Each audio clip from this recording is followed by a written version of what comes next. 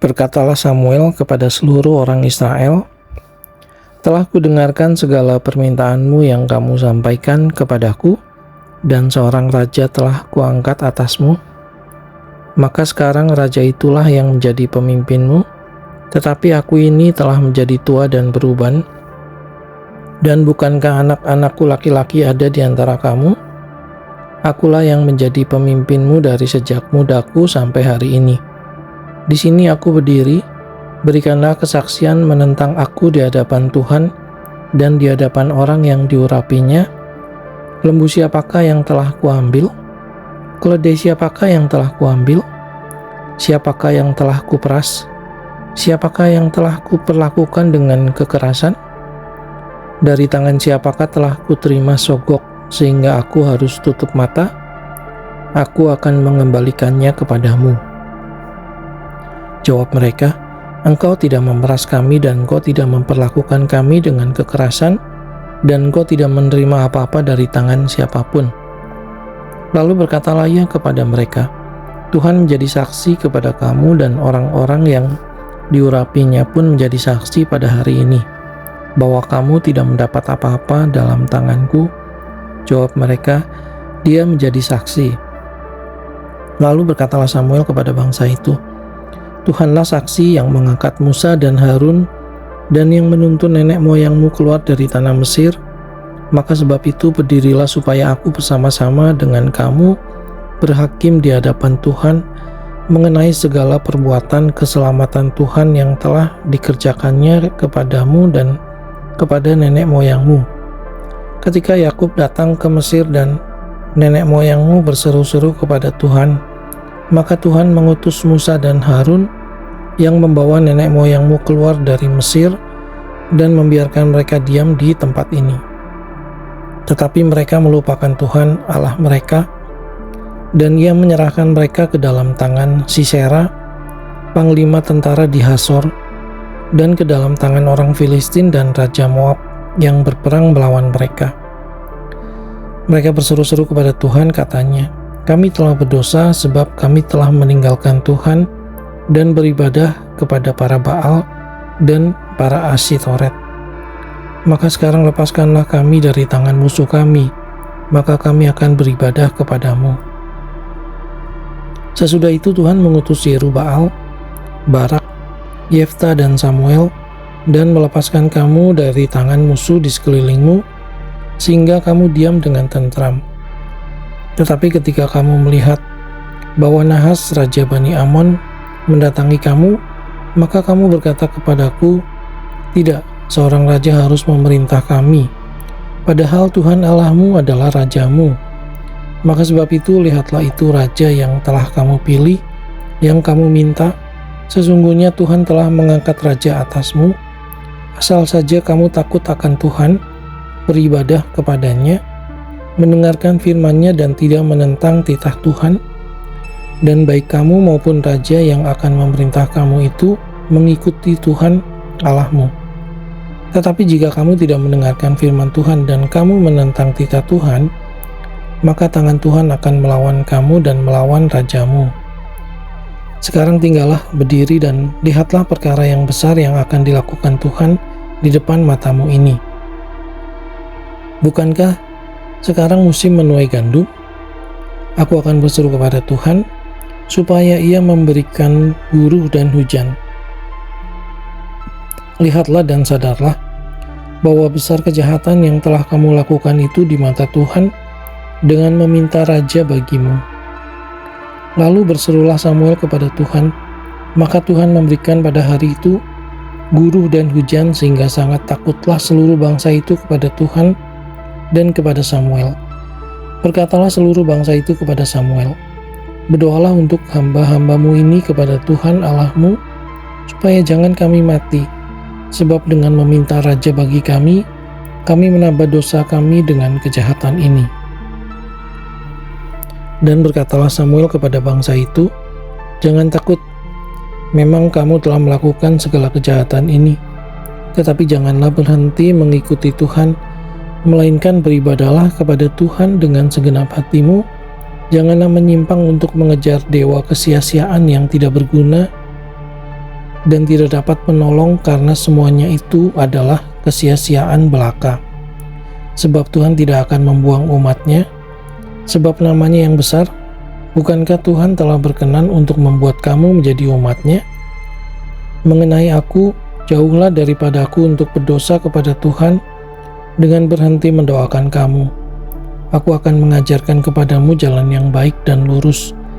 Hanya takutlah akan Tuhan dan setialah beribadah kepadanya dengan segenap hatimu, sebab ketahuilah betapa besarnya hal-hal yang dilakukannya di antara kamu. Tetapi jika kamu terus berbuat jahat, maka kamu akan dilenyapkan, baik kamu maupun rajamu.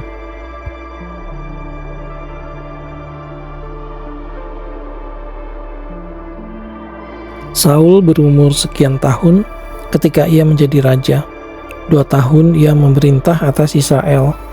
Saul memilih 3.000 orang dari antara orang Israel. 2.000 orang ada bersama-sama dengan Saul di Mikmas dan di pegunungan Betel, sedang 1.000 orang ada bersama-sama dengan Yonatan di Gibea Benyamin. Tetapi selebihnya dari rakyat itu disuruhnya pulang masing-masing ke kemahnya.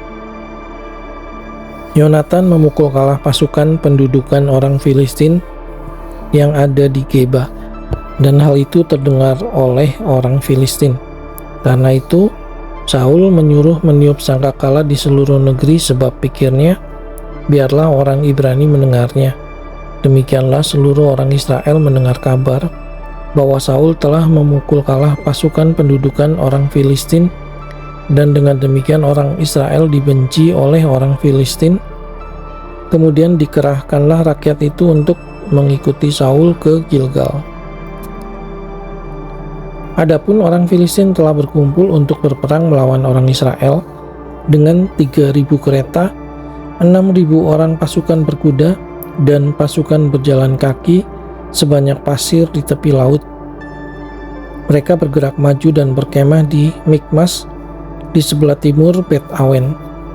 Ketika dilihat orang-orang Israel bahwa mereka terjepit sebab rakyat memang terdesak, maka larilah rakyat bersembunyi di gua, keluk batu, bukit batu, liang batu, dan perigi.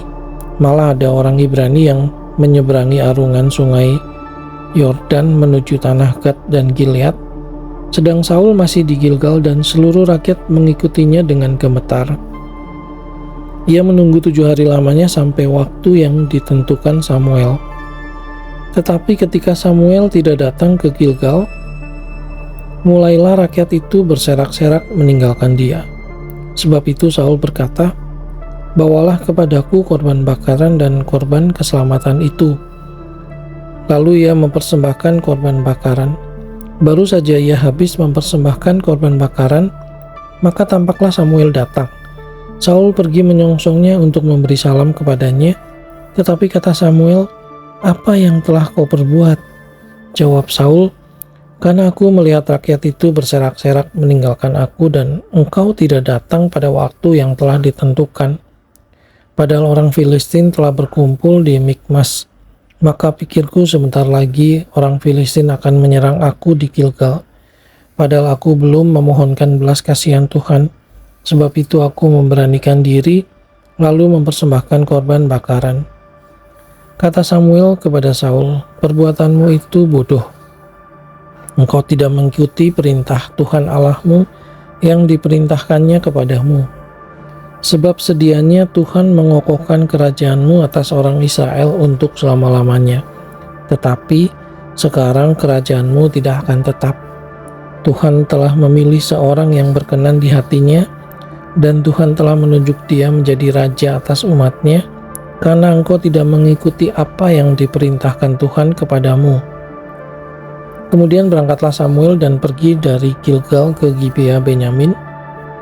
Tetapi Saul memeriksa barisan rakyat yang ada bersama-sama dengan dia itu, kira-kira 600 orang banyaknya. Saul dan Yonatan anaknya dan rakyat yang ada bersama-sama dengan mereka tinggal di Geba Benyamin, sedang orang Filistin berkemah di Mikmas. Maka keluarlah orang-orang penjara dari perkemahan orang Filistin dalam 3 gerombolan. Gerombolan yang satu mengambil jalan ke Ofra, ke daerah Shual. Gerombolan yang kedua mengambil jalan ke Bet Horon, dan gerombolan yang satu lagi mengambil jalan ke perbatasan yang menghadap ke lembah Seboim arah ke padang gurun.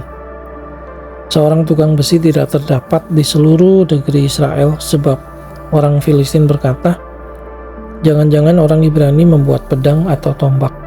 Jadi semua orang Israel harus pergi kepada orang Filistin untuk mengasah mata bajaknya, beliungnya, kapaknya atau aritnya masing-masing.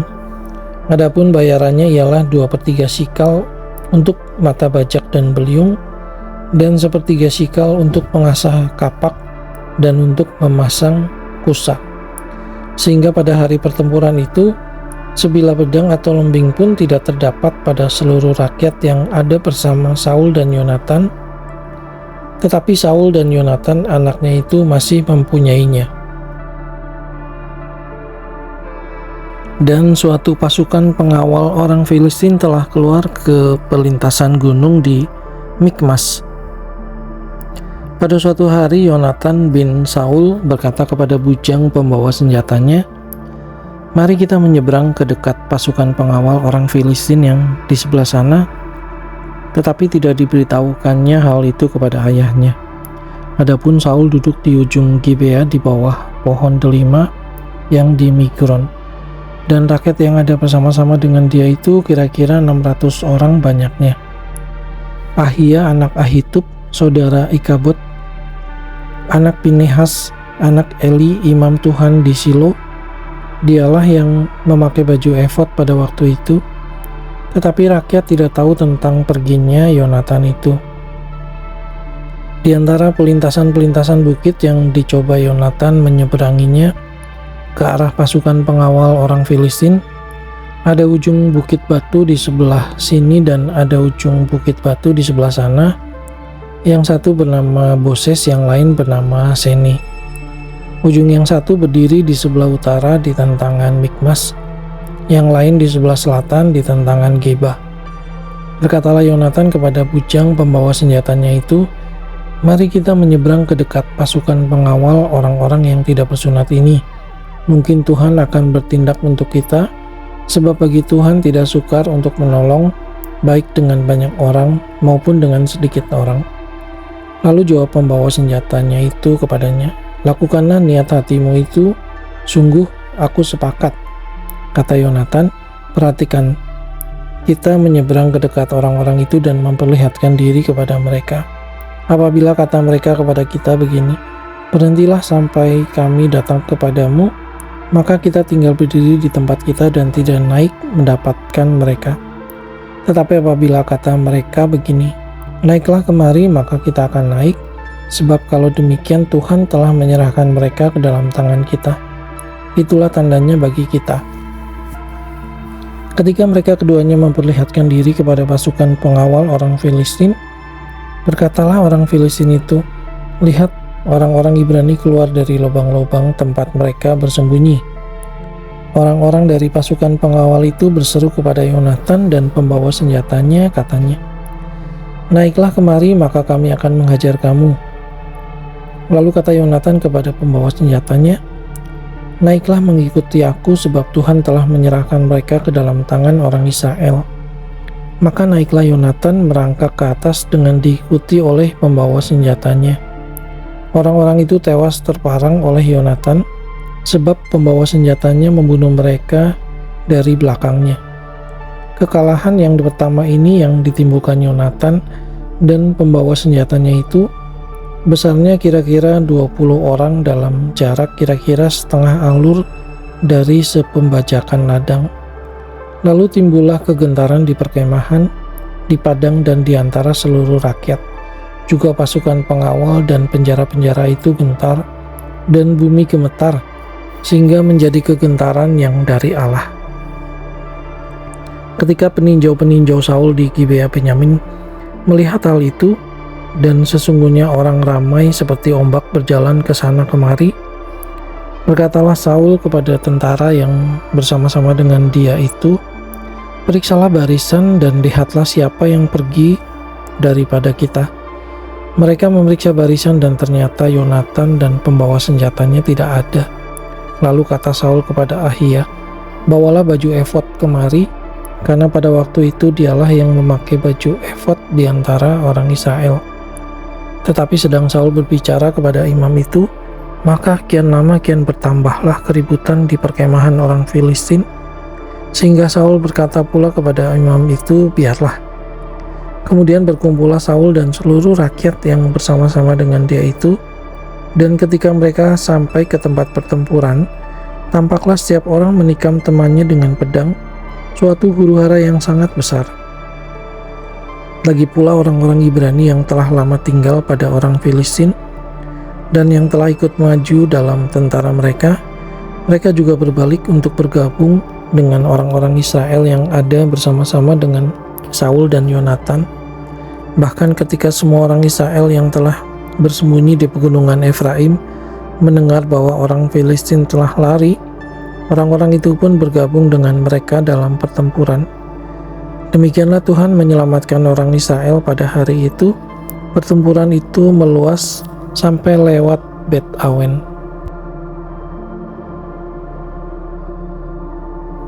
Ketika orang-orang Israel terdesak pada hari itu, Saul menyuruh rakyat mengucapkan kutuk, katanya, "Terkutuklah orang yang memakan sesuatu sebelum matahari terbenam dan sebelum aku membalas dendam terhadap musuhku, sebab itu tidak ada seorang pun dari rakyat yang memakan sesuatu."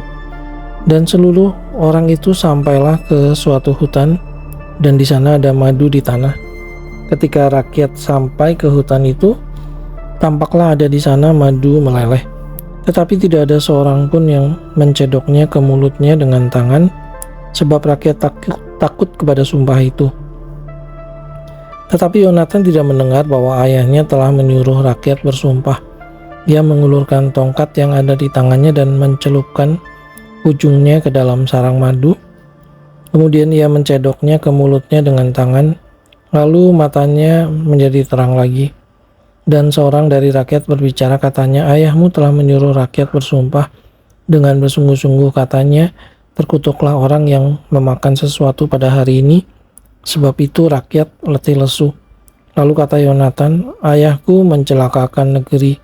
Coba lihat bagaimana terangnya mataku setelah aku merasai sedikit dari madu ini. Apalagi jika sekiranya rakyat pada hari ini boleh makan dengan bebas dari carahan musuhnya yang telah didapatnya. Tetapi sekarang tidaklah besar kekalahan di antara orang Filistin." Dan pada hari itu mereka memukul kalah orang Filistin dari Mikmas sampai ke Ayalon. Rakyat sudah sangat letih lesu, sebab itu rakyat menyambar jarahan. Mereka mengambil kambing domba, lembu dan anak lembu, menyembelihnya begitu saja di atas tanah dan memakannya dengan darahnya. Lalu diberitahukanlah kepada Saul demikian, "Lihat, rakyat berdosa terhadap Tuhan dengan memakannya dengan darahnya." Dan ia berkata, "Kamu berbuat khianat, gulingkanlah sekarang juga sebuah batu besar ke kami." Kata Saul pula, "Berserak-seraklah di antara rakyat dan katakan kepada mereka, setiap orang harus membawa lembunya atau dombanya kepadaku. Sembelilah itu di sini, maka kamu boleh memakannya. Tetapi janganlah berdosa terhadap Tuhan dengan memakannya dengan darahnya." Lalu setiap orang dari seluruh rakyat membawa serta pada malam itu lembunya, dan mereka menyembelihnya di sana. Saul mendirikan mezbah bagi Tuhan. Inilah mezbah yang mula-mula sekali didirikannya bagi Tuhan. Lagi kata Saul, "Marilah kita pada malam ini mengejar orang Filistin dan menjarahi mereka sampai fajar menyingsing, dan janganlah kita biarkan hidup seorang pun dari mereka." Jawab mereka itu, "Perbuatlah apa yang kau pandang baik." Tetapi imam berkata, "Marilah kita dahulu tampil menghadap Allah di sini." Saul bertanya kepada Allah, "Bolehkah aku mengejar orang Filistin itu? Akan kau serahkankah mereka ke dalam tangan orang Israel?" Tetapi pada hari itu ia tidak menjawab Saul. Lalu kata Saul, "Datanglah kemari kamu segala pemuka rakyat. Berusahalah mengetahui apa sebab dosa ini terjadi pada hari ini."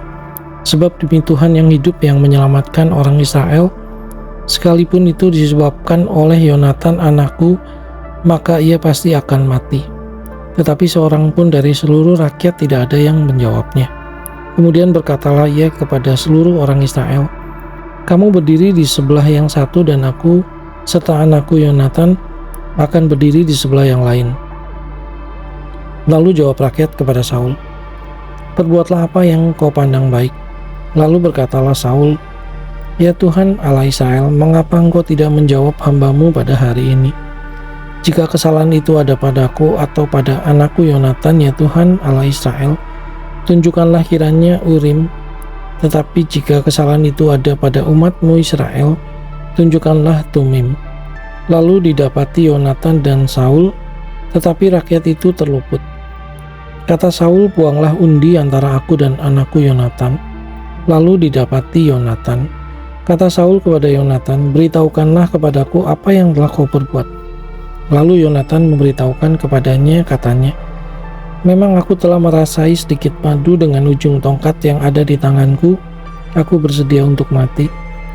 Kata Saul, beginilah kiranya Allah menghukum aku bahkan lebih lagi daripada itu, sesungguhnya Yonatan kau harus mati. Tetapi rakyat berkata kepada Saul, masakan Yonatan harus mati? Dia yang telah mendapat kemenangan yang besar ini di Israel. Jauhlah yang demikian. Demi Tuhan yang hidup, sehelai rambut pun dari kepalanya tak akan jatuh ke bumi. Sebab dengan pertolongan Allah juga dilakukannya hal itu pada hari ini. Demikianlah rakyat membebaskan Yonatan, sehingga ia tidak harus mati. Maka pulanglah Saul setelah mengejar orang Filistin, dan orang Filistin itu pun kembali ke tempat kediamannya.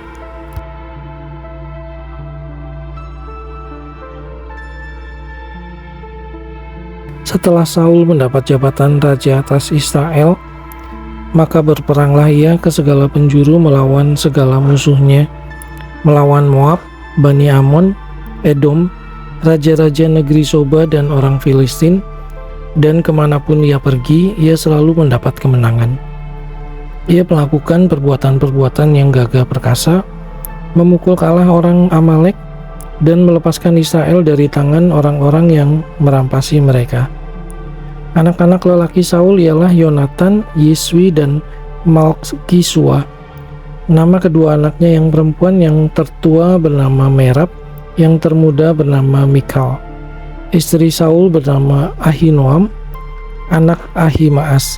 Panglima tentaranya bernama Abner, anak Ner, paman Saul.